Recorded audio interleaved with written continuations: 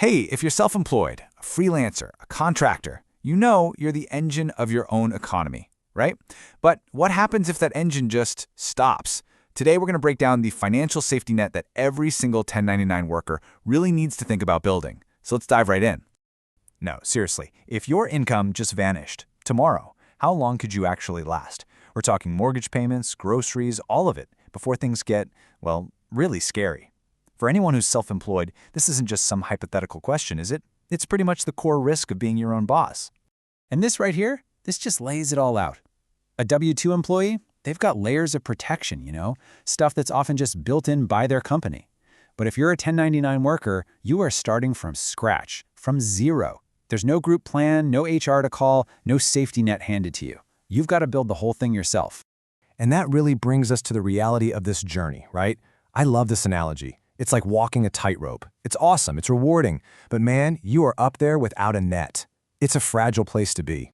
And here's the thing that's so important to get. If you're on a salary, you might have some paid time off, some sick leave, there's a buffer. But as a contractor, your income is directly tied to your ability to do the work. So if you get injured, need surgery, or get seriously ill, your cash flow can literally shut off, just poof, from one day to the next. Okay, so how do you build that net? How do you protect yourself? Well, think of it this way. You hire a bodyguard for your income, and that bodyguard is exactly what we're going to talk about right now. All right, let's cut through all the confusing financial jargon. Disability income insurance, it's actually a really simple idea.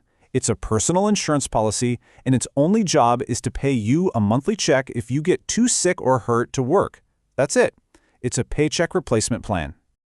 So, how much are we talking? Is it going to replace everything? Well, not exactly.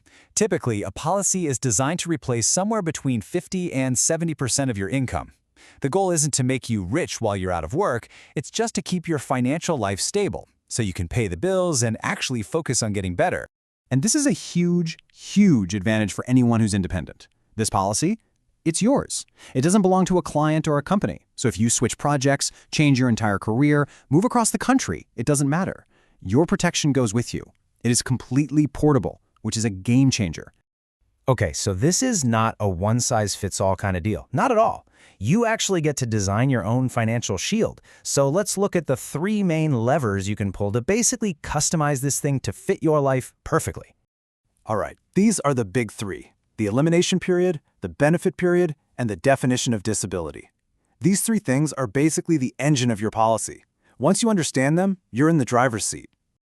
Okay, first up, the elimination period. The easiest way to think about this is like a deductible, but instead of being measured in money, it's measured in time. It's the waiting period before your benefits kick in. A super common one is 90 days. Now, if you pick a longer waiting period, your premium will be lower, but you have to have enough cash in your emergency fund to cover your own bills for that long. So you really want to match this up with your savings. All right, next up is the benefit period. This one's pretty simple. How long can the payments last if you stay disabled? You'll see options like 5 years, 10 years, or all the way until age 67. And you can probably see why. For a younger person with a whole career ahead of them, getting a policy that covers them until retirement, well, that's the ultimate long-term peace of mind. Okay, listen up, because this might be the single most important detail in the entire policy, especially if you're a skilled professional. It's the difference between own occupation and any occupation. Own occupation means the policy pays if you can't do your specific job. Any occupation means it only pays if you can't do any job at all. You see the difference? For a surgeon or a writer or a consultant, that own occupation definition is, honestly, it's non-negotiable. It protects your specialized skills. Okay, so we've got the basics. But how does this all play out in the real world for a 1099 worker? Because, let's be honest, our world is a little different. There are a few really important things you need to know. So here's a gotcha that surprises a lot of self-employed folks. The insurance company bases how much coverage you can get on your net income. That's your income after all your business write-offs and deductions. So, you know how we all love to maximize those deductions to lower our tax bill? Well, doing that can also limit how much insurance you can qualify for. It's a real balancing act you have to be aware of. And to prove that income, you're going to need to have your paperwork ready to go. Insurers will almost always want to see your last 1 or 2 years of tax returns. Sometimes they'll also ask for profit and loss statement for the current year, just to make sure your earnings are on track. A lot of people think disability means you're totally out of commission. But in reality, a lot of injuries or illnesses just slow you down. And that's where this feature, the residual disability benefit, is an absolute lifesaver. Let's say an injury means you can only work 60% of your normal hours, and your income takes a hit. Well, this rider can kick in and pay a partial benefit to help make up for that lost income. It's so important. All right, up to now, we've been talking all about protecting your personal paycheck. But if you're a business owner, your personal income isn't the only thing on the line, is it? I mean, think about it. It's great if your disability policy is covering your mortgage at home, but what about the business? It's still vulnerable. The lights have to stay on over there too.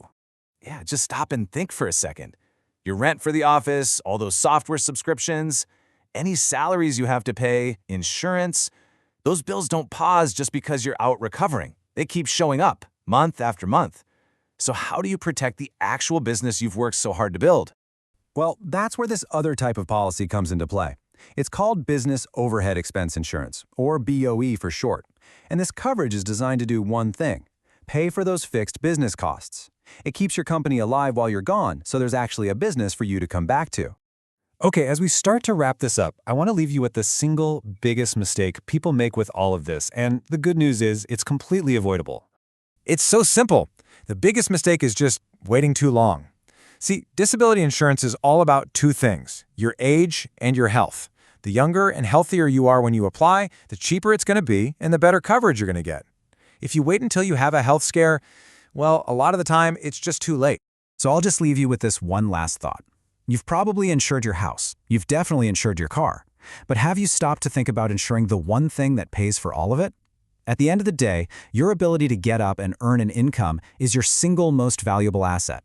The real question is, have you protected it?